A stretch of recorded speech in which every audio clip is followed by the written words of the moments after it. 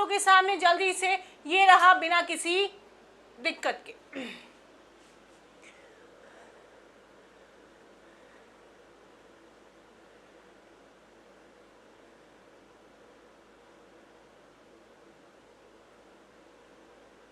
पहला क्वेश्चन आप लोगों के सामने गाइस, जल्दी से आप लोगों को इस क्वेश्चन का आंसर करना है और काफी इजी क्वेश्चन है और आपका प्रीवियस ईयर क्वेश्चन है। आपको पता है क्वेश्चन सारे इजी ही आएंगे, लेकिन उस पर्टिकुलर टाइम में जब आपको वो क्वेश्चंस करने हैं, अगर उस टाइम में वो क्वेश्चंस नहीं हुए इसका मतलब वो गड़बड़ हो जाता है। ठीक है, तो पर्टिकुलर टाइम में पर्टिकुलर क्वेश्चंस आपको करने हैं जो कि आप लोगों के लिए बहुत इंपॉर्टेंट है। जल्दी से क्वेश्चन का आंसर करना है आप लोगों को फटाक से।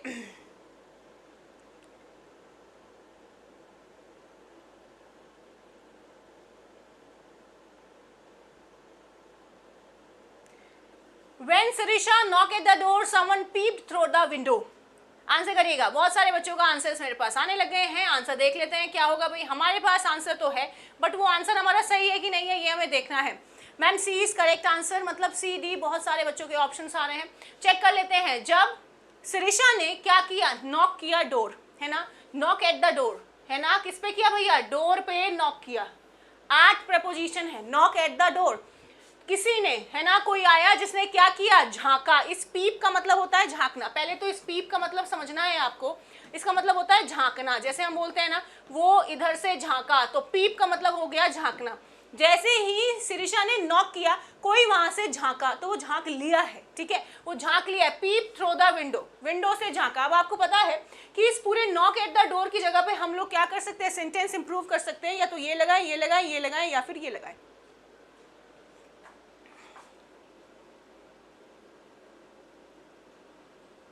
नॉक एट होता है, याद रखिएगा, नॉक एट द डोर। यहां पर ये गलत, ये गलत, यहां पर तो कोई प्रेपोजिशन ही नहीं है, तो इसको हमें गलत कर देना है। हमें वन वर्ड सब्स्टिट्यूशन की पड़ेगी जरूरत, क्योंकि ये यहाँ पर V1 है, हमें चाहिए ही नहीं। सिरिशा ने जब नॉक किया क्या, डोर, सिरिशा डोर को नॉक कर चुकी है। ठीक है, आंसर क्या है, knocked at the door. Fourth number is the only right option. Guys clear हुआ कि नहीं बताइए।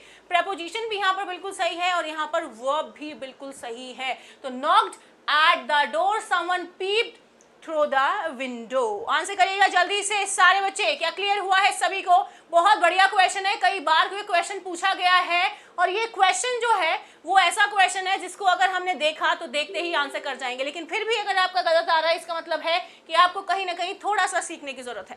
तो फटाक से आपके पास आ गया, knock at the door, when Sirisha knocked at the door, someone peep through the window. Peep का मतलब हो जाता है झांकना। नेक्स्ट नंबर आप लोग के सामने ये रहा आपका क्वेश्चन, जल्दी से आंसर देखना है और बताना है। रैंसैक, रैंसैक का उल्टा बताना है गाइस, रैंसैक का उल्टा। लेकिन सारे वर्ड्स आने चाहिए, अगर इसमें भी आपके वर्ड्स की गलती हो रही है तो दिक्कत है। रैंसैक,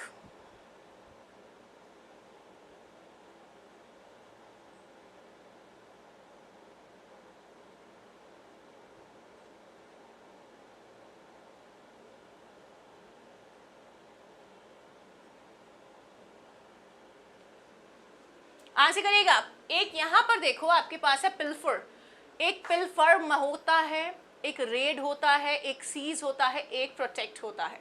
ठीक है, अब रैंसैक देखो, रैन प्लस सैक, सैक का मतलब क्या होता है आपको पता है ना। अगर मैं इससे बात करूं तो होता है hit the sack. Hit the sack का मतलब हो जाता है सोना, ये एक ईडम फ्रेज है आपका। हिट द सैक का मतलब हो जाता है जब आप सो जाते हैं, है ना, टू स्लीप, है ना, जब आप सो जाते हैं इसका मतलब हो जाता है आपका हिट द सैक, तो सो जाना। अब रैन मतलब भागना, भागे कहाँ भाई, सैक, सैक होता है बोरा। जैसे आपको पता है ना कि ये सारा सामान बोरी में डालो और ले जाओ, है ना। पैकर्स एंड मूवर्स जो आपका सामान कहीं से कहीं लेकर जाते हैं वो क्या करते हैं, वो सैक में डालते हैं पूरा का पूरा और उसको ले जाते हैं। ये पूरे रैन सैक का मतलब होता है जब हम किसी चीज की सर्च करते हैं और पूरी जगह को अनटाइडी बना देते हैं। मतलब जब हम कोई चीज खोजने लग जाएं तो वो कैसी हो जाए, वो पूरी पूरी खराब कर। जैसे कि मम्मी कभी बोलती है ना, यार एक सॉक्स खोजी तूने और पूरा घर तहस नहस कर दिया, जो वो पूरा घर तहस नहस करना है, दैट इज रैंसैक। ठीक है, अब आपको देखना है पिल्फर का मतलब हो जाता है बच्चे चोरी करना। जब हम चोरी कर देते हैं, है ना। रेड का मतलब होता है अगर आप कोई उल्टा पुल्टा काम करेंगे आपके घर पे रेड पड़ेगी पड़ेगी, पुलिस वाले आके तुम्हें डंडे मारेंगे, ठीक है। सीज का मतलब होता है जब्त कर लेना। प्रोटेक्ट का मतलब होता है बचाव करना। क्या करना भाई? बचाव करना और सही करना। आपको पता है ऑप्शन यहाँ पर बोल रहा है सिर्फ डी ऑप्शन, क्योंकि यहाँ पर ये रैंसैक भी नेगेटिव वर्ड है और पिल्फर नेगेटिव वर्ड है, रेड नेगेटिव वर्ड है, सीज नेगेटिव वर्ड है। आंसर क्या होना चाहिए? सिर्फ प्रोटेक्ट। उल्टा पूछ रहा था, एंटोनिम। आपको क्वेश्चन को उतना ही ध्यान से पढ़ना है जितने ध्यान से आपको उसको आंसर करना है। क्वेश्चन गलत पढ़ोगे, आंसर गलत दोगे, नंबर गलत आएंगे, सिलेक्शन नहीं होगा। इसीलिए थोड़ा सा ध्यान रख के चलना है।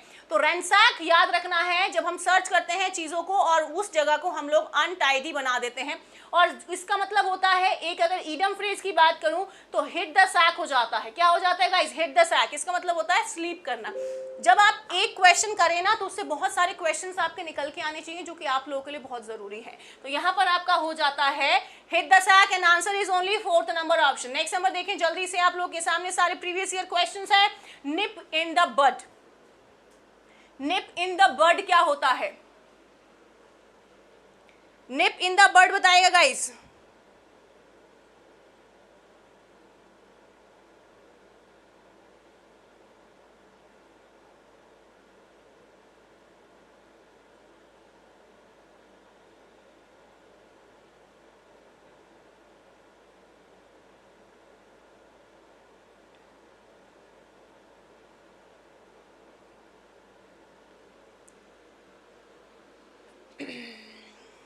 Very well done guys. Session को लाइक एंड शेयर करना आप लोगों के लिए इंपॉर्टेंट है। बड देखो, बड होती है कली, है ना।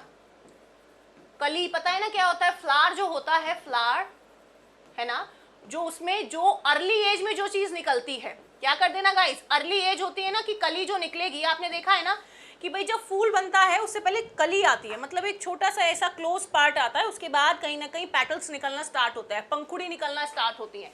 जैसे फ्लावर की अगर मैं पंखुड़ी की बात करूं कि भैया फ्लावर की पंखुड़ी आ गई, है ना, उसका मतलब होता है पेटल्स। जैसे हम बोलते हैं ना रोज पेटल्स, है ना। तो आपको क्या याद रखना है? बड का मतलब हो जाता है कली। अब वो कली क्या होती है आपको ध्यान रखना है। निप इन द बड, निप का मतलब होता है जैसे कि कभी हम किसी को काट लेते हैं ना दांत से, या फिर हम किसी को न्यू पिंच बोलते हैं, है ना। जैसे हमने बोला चोटी काट ली, है ना, तो एक वो हो जाता है। दूसरा होता है कोई काम बड़े फुर्ती में कर देना। निप इन द बड बड़े ध्यान से पढ़ने की जरूरत है, पेपर में आएगा, आता है और हमेशा आता रहेगा।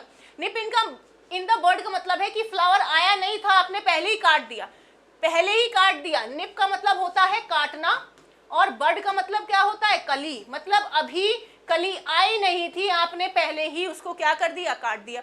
अब अगर आप ऐसे समझेंगे तो आंसर कौन सा होना चाहिए? डिस्ट्रॉय किया लेट, जब पूरा फ्लावर उग गया तब आपने डिस्ट्रॉय किया, कलियों को काट दिया, डिस्ट्रॉय ही नहीं किया, और डिस्ट्रॉय कर दिया अर्ली एज में। बताइए क्लियर हुआ कि नहीं?